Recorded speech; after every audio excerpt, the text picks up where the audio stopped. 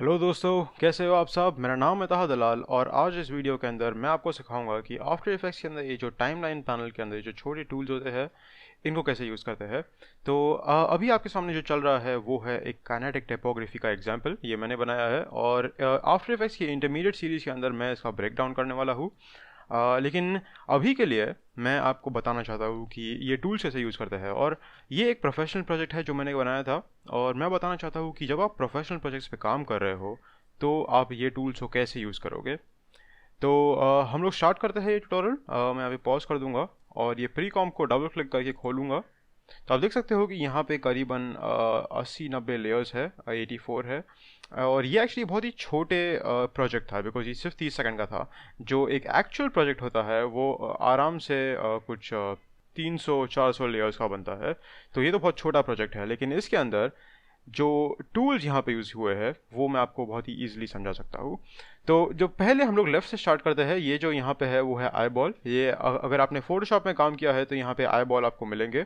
अगर आप इसको ऐसे बंद चालू कर देते हो तो आप देख सकते हो कि लेयर्स लेयर्स टाइमलाइन के अंदर है, वो लोग डिलीट नहीं हो रहे हैं, लेकिन आपका जो प्रीव्यू है, जो कॉम्पोजिशन पैनल है, उसके अंदर इसका प्रीव्यू बंद हो जाएगा। तो कभी कभी कैसा होता है कि अगर आपको कुछ अगर आप कुछ एनिमेशन बना रहे हो और उसका आपको बस एक एलिमेंट देखना है, या फिर अगर आपको उसके अंदर 4-5 एलिमेंट्स है, आपको एक एलिमेंट बंद करके देखना है, तो आप ऐसे आई बॉल को बहुत ही ईजिली बंद कर सकते हो। इसके बाजू में है ऑडियो का पैनल। तो दोस्तों, अगर आप कुछ MP3 के साथ में काम कर रहे हो तो उसके अंदर कैसे होगा कि आपका आई बॉल नहीं आएगा उस लेयर पे, बिकॉज ये ऑडियो लेयर है। उसकी जगह पे आपको ये ऑडियो का जो स्पीकर आइकन है वो आएगा। तो अगर आप इसको बंद कर देते हो तो वो ऑडियो प्ले नहीं होगा, और अगर आप इसको चालू रखते हो स्पीकर को तो ऑडियो प्ले होगा, राइट। इसके बाद है सोलो के आइकन्स। सोलो का मतलब होता है सिंगल। तो अगर आप कोई एक लेयर लेते हो, जैसे कि मैं इमेज को लेता हूँ यहाँ पे, इसको अनलॉक कर देते हैं। मैं इमेज को लेता हूँ और अगर मैं इसको सोलो करता हूँ तो आप देख सकते हो कि बाकी के सारे जो लेयर्स थे वो बंद हो गए और मेरे को अभी सिर्फ इमेज दिख रही है। तो अगर मुझे इमेज बैकग्राउंड के साथ में देखनी है तो मैं बैकग्राउंड को भी सोलो कर दूंगा। तो क्या होगा कि अभी बाकी सब बंद हो गए हैं। अगेन, ये डिलीट नहीं हुए हैं, ये आपकी टाइमलाइन के अंदर अभी भी है, लेकिन जो आपको प्रीव्यू है उसके अंदर ये बस बंद हो गए हैं।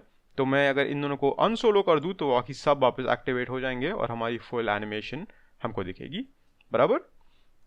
सुपर। नेक्स्ट है वो है lock icon. So I I hope आप समझ रहे हो कि सोलो को कैसे यूज़ करते हैं। अगेन, अगर आपने बहुत सारे लेयर्स सिलेक्ट किए और आपने उन सबको सोलो कर दिया तो आप देख सकोगे कि आपको सिर्फ वही लेयर्स दिख रहे हैं। ये लेयर्स अभी ब्लैक है, तो अगर ये अल्फा में अगर मैं बंद कर देता हूँ तो आपको कुछ नहीं दिखेगा, लेकिन ये बस एक्चुअली वहाँ पे है, ये बस ब्लैक की वजह से आपको दिख नहीं रहे थे। मैं इसको अनसोलो कर देता हूँ तो बाकी सब वापस आ जाएंगे, बराबर। तो ऐसे आप सोलो को यूज़ करते हो। अभी अगला है लॉक। लॉक बहुत इंपॉर्टेंट होता है। कैसा होता है दोस्तों कि बहुत बार मुझे एटलीस्ट अगर मुझे कुछ चीज़ सेलेक्ट करनी है तो मैं ऐसे ऐसे सेलेक्ट करने नहीं बैठता, या फिर अगर मुझे मल्टीपल चीज़ें सेलेक्ट करनी है तो मैं यूजुअली हमेशा ऐसे मार्क की सिलेक्शन करके उन सब चीज़ों को सेलेक्ट करता हूँ, राइट। लेकिन इसके अंदर एक प्रॉब्लम है कि जो चीज़ें नहीं सिलेक्ट होनी चाहिए, जैसे कि मेरा बैकग्राउंड और मेरी इमेज, वो सब भी सिलेक्ट हो जाते हैं। तो इससे बहुत प्रॉब्लम्स होते हैं। तो इसका एक अच्छा सोल्यूशन होता है कि जो आपको चाहिए कि मूव ना हो या फिर उसके ऊपर कुछ भी चीज़ ना हो, उन दो लेयर्स को पकड़िए और उनको लॉक कर दीजिए। तो अभी क्या होगा कि मैं कितना भी मूव करूँ, आप देखोगे कि जो मेरा बैकग्राउंड लेयर है वो मूव नहीं होगा। ये एक्चुअली मेरा आई थिंक ये जो मेरा इफेक्ट लेयर है वो मूव हो रहा है, राइट। ये जो मेरा बॉक्सिंग लेयर है वो मूव हो रहा है, पर मैं इसको भी अगर मैं लॉक कर दूँ तो आप देखोगे कि अभी बस जो टेक्स्ट लेयर है मैं उनको ही सिलेक्ट कर सकता हूँ। तो और ये मार्की सिलेक्शन की वजह से जो इमेजेस और जो मेरा बैकग्राउंड है वो बिल्कुल सिलेक्ट नहीं हो रहा, राइट। देख रहे हो आप। तो ये बहुत ही हैंडी चीज़ है, आपको बहुत काम आएगा जब आप प्रोफेशनल प्रोजेक्ट्स और बड़े प्रोजेक्ट्स पे काम करोगे। मैं बार बार प्रोफेशनल बोलता हूँ बिकॉज प्रोफेशनल डिफिकल्ट होता है। तो अगर आप कुछ भी डिफिकल्ट काम कर रहे हो या फिर कुछ बड़ा प्रोजेक्ट कर रहे हो तो आपको ये सारी चीज़ें बहुत काम आएगी। नेक्स्ट है कलर या फिर लेबल के जो ऑप्शंस। ये भी बहुत इंपॉर्टेंट होता है दोस्तों। कैसा होता है कि अगर आप कोई बड़े प्रोजेक्ट पे काम कर रहे हो, जैसे कि आप देख सकते हो यहाँ पे कितने सारे अलग अलग लेयर्स है।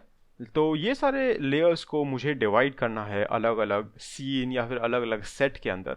तो प्री कॉम्पिंग से अच्छा है कि मैं इनको अलग अलग कलर्स दे दूँ। तो मैं इन सबको ऐसे सेलेक्ट कर सकता हूँ ऐसे, और रेड की जगह पे मैं इनको यहाँ पे रेड पे क्लिक करके इनको ग्रीन कलर दे सकता हूँ। तो इससे क्या होगा कि ये बस ग्रीन कलर हो जाएंगे। तो विजुअली ये आपको थोड़ा हेल्प करेगा कि ओके फाइन, ये जो रेड्स है उनके ऊपर काम करना बाकी है, या फिर जो ग्रीन्स है वो सब सही है, उनको टच मत करना। ये अगर आप कोई टीम के साथ में काम कर रहे हो तो आपको बहुत हेल्प करेगा। तो ये भी एक अच्छी चीज़ है, आप ध्यान में रखना। नेक्स्ट है लेयर नंबर्स। तो इसके अंदर कुछ कर नहीं सकते हम लोग, ये बस सब सिर्फ लेयर नंबर्स है। उसके बाद है लेयर का नाम। इसको आप एंटर प्रेस करके आपका कुछ नाम अगर एडिट करना है वैसे कर सकते हो। लेकिन इसके बाद थोड़ी इंपॉर्टेंट चीज़ आती है, वो है शाई लेयर्स। तो ये कैसे काम करते हैं कि शाई, अभी अगर आपने लेयर्स सिलेक्ट किए और उनके ऊपर अगर आपने ये वाला ऑप्शन क्लिक कर दिया तो क्या होगा कि ये जो है ये शाई हो जाएंगे। इसका मतलब कि अगर हम लोग ने ये लेयर्स अगर हम देखना मतलब देखो कभी कभी कैसा होता है दोस्तों कि अगर हम बड़े प्रोजेक्ट पे काम कर रहे हैं तो हमको बहुत सारे लेयर्स है। अब ये बार बार स्क्रॉल अप स्क्रॉल डाउन करना बहुत ही टाइम कंज्यूमिंग प्रोसेस है, आपके ये ज़बरदस्ती आपकी क्रिएटिव प्रोसेस के बीच में आएगा। तो हम क्या करेंगे, अगर समझो हमको बस ये जो लैवेंडर कलर या फिर ये कलर के जो लेयर्स है मेरे को बस अभी इस लेयर्स पे काम करना है, तो मुझे इन लेयर्स की देखने की ज़रूरत नहीं है। तो मैं क्या करूँगा, इन सबको मैं सिलेक्ट करूँगा ऐसे, राइट, और इन सबको मैं शाई कर दूंगा। आप देख सकते हो कि अगर मैं यहाँ पे क्लिक करूँ तो ये आइकन चेंज हो जाता है, बराबर। एक बार अगर आपने इन लेयर्स को शाई कर दिया, फिर आपको यहाँ पे आकर ये जो कॉम्पोजिशन का शाई पैनल है उसको चालू करना है। तो इससे क्या होगा कि सारे जो लेयर्स है वो विजिबल भी है आपके कॉम्पोजिशन पैनल के अंदर। अगर मैं स्क्रॉल करता हूँ तो वो विजिबल भी है, आप देख सकते हो कि एनिमेशन हमारा अपडेट हो रहा है, लेकिन वो हमको टाइमलाइन के अंदर नहीं दिख रहा है। तो अभी हमको बार बार स्क्रॉल अप स्क्रॉल डाउन करने की ज़रूरत नहीं पड़ रही है और हम बस अभी यहाँ पे इन लेयर्स पे इजीली कर सकते हैं। लगता है मैंने इनको भी शाई कर दिया गलती से, तो मुझे इनको शाई नहीं करना था। तो सबसे पहले दोस्तों मैं यहाँ पे कॉम्पोजिशन के शाई पैनल पे क्लिक करूँगा और आप देख सकते हो कि सारे हमारे लेयर्स वापस आ गए। तो मैं इनको सेलेक्ट करूँगा ऐसे, बराबर, और इनको मैं अनशाई कर दूंगा। तो अगेन मैं इस पर क्लिक करूँगा तो आप देख सकते हो कि आइकन बहुत ही ईजिली चेंज हो रहा है ऐसे। तो जब ये ऐसा फुगा हुआ आइकन है तो आप अनशाई होगा, और जब ये ऐसे चपटा आइकन है तब ये शाई होगा। मैं शाई पे क्लिक करता हूँ तो आप देख सकते हो कि बस जो यहाँ के पैनल्स थे और जो यहाँ के लेयर्स थे वही बस शाई हो चुके हैं। तो ये शाई का चीज़ ही बहुत इंपॉर्टेंट है। सुपर। नेक्स्ट जो है वो है, और देखिए यहाँ पे बहुत सारे टूल्स हैं, मैं सारे कवर नहीं करने वाला इस वीडियो के अंदर, लेकिन जो अगला चीज़ जो मैं कवर करना चाहता हूँ वो है मोशन ब्लर। ये एक बहुत ही इंपॉर्टेंट चीज़ है जो मैं बहुत सारे बिगिनर्स को देखता हूँ कि वो लोग बस ऐड करना भूल जाते हैं अपने डिज़ाइंस के अंदर, या फिर आई डोंट नो दोस्तों, वो लोग नहीं करते ऐड। लेकिन ये एक ऐसी चीज़ है जो अगर आपने ऐड किया अपने डिज़ाइन के अंदर तो इंस्टेंटली तुरंत आपकी जो डिज़ाइन है वो बहुत अच्छी हो जाएगी। तो यहाँ पे एक एग्जांपल देखते हैं हम लोग। आप देख सकते हो दोस्तों कि यहाँ पे ये आपको जो मोशन ब्लर है दिख रहा है। हमारी जो ह्यूमन आईज है दोस्तों वो बस मोशन ब्लर को देखने के यूज टू हो चुकी है, आदी हो चुकी है। तो अगर हमको कुछ एनिमेशन के अंदर मोशन ब्लर नहीं दिखता तो हमको वो एनिमेशन थोड़ा सा ऑफ लगता है। और कैसा है ना, इससे आपको एक बहुत ही अच्छा इफेक्ट आता है आपके एनिमेशन में। तो अगर मैं मोशन ब्लर कॉम्पोजिशन के लिए बंद कर दूँ तो आप देख सकते हो कि जो ये एनिमेशन है कैसे चेंज हो गया, जो फुल डिज़ाइन है कैसे चेंज हो गई। और मैं अगर मोशन ब्लर चालू करूँ तो अब ही आप देख सकते हो कि जो एनिमेशन है और जो डिज़ाइन है वो कैसी दिख रही है। तो मोशन ब्लर मेरे हिसाब से एटलीस्ट एक बहुत ही इंपॉर्टेंट चीज़ है, और उसको अगर आप ऐड करते हो अगर आपके मूविंग टेक्स्ट लेयर के अंदर, स्पेशली पोजीशन के अंदर, तो आपका डिज़ाइन बहुत ही अच्छा हो सकता है।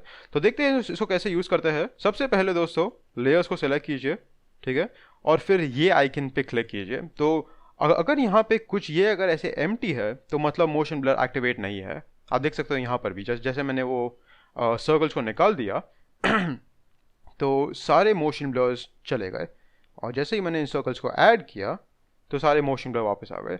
अभी कैसा है ना दोस्तों, यहाँ पर भी शाई के जैसा ही रूल अप्लाई होता है।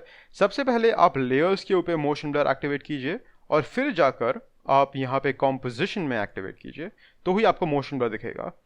बहुत टाइम मैं कैसे काम करता हूँ कि मैं सारे लेयर्स के ऊपर मोशन ब्लर एक्टिवेट कर देता हूँ और फिर मैं कॉम्पोजिशन का मोशन ब्लर बंद रखता हूँ जब मैं काम कर रहा हूँ। जब मैं एक फाइनल प्रीव्यू रेंडर कर रहा हूँ या फिर जब मैं बस एक रैम प्रीव्यू कर रहा हूँ तब मैं मोशन ब्लर एक्टिवेट कर देता हूँ। जब आप काम कर रहे हो मैं कहूँगा कि आपको मोशन ब्लर मत चालू रखिए, बिकॉज वो आपका काम बहुत ही स्लो कर देता है, राइट। आपके जो रेंडर्स है थोड़े स्लोली निकलेंगे और आपको क्लियरली अफेक्ट होगा आपके वर्क फ्लो पे और आपकी क्रिएटिविटी प्रोसेस पे। तो काम करने के टाइम पे मोशन ब्लर बंद रखिए, लेकिन आप लेयर्स पे मोशन ब्लर चालू रखिए। जब आप फाइनल प्रीव्यू कर रहे हो या फिर एक रैम प्रीव्यू कर रहे हो तब इसको वापस से ऑन कर दीजिए, राइट। और इस तरीके से मेरे दोस्तों आप काम कर सकते हो आफ्टर इफेक्ट्स में। यहाँ पे और बहुत सारी चीज़ें हैं जैसे कि ब्लेंड मोड्स है, ट्रैक मैट्स है, पेरेंटिंग के ऑप्शंस है, लेकिन ये सारी चीज़ें मैं अभी इंटरमीडिएट सीरीज़ में ख़त्म एक्चुअली कवर करना चाहता हूँ। मैं ये फुल टाइपोग्राफी का जो मैंने यहाँ पे दिखाई है उसका मैं फुल ब्रेक डाउन हम लोग करेंगे और देखेंगे कि इसको कैसे बनाते हैं। मैं अपनी क्रिएटिविटी प्रोसेस शेयर करूँगा आपके साथ में, और मैं आशा करता हूँ कि आप मुझे वहाँ पर ज्वाइन करें। तो thank you for watching this video, और मैं आपको अभी अगले वीडियो में मिलूँगा।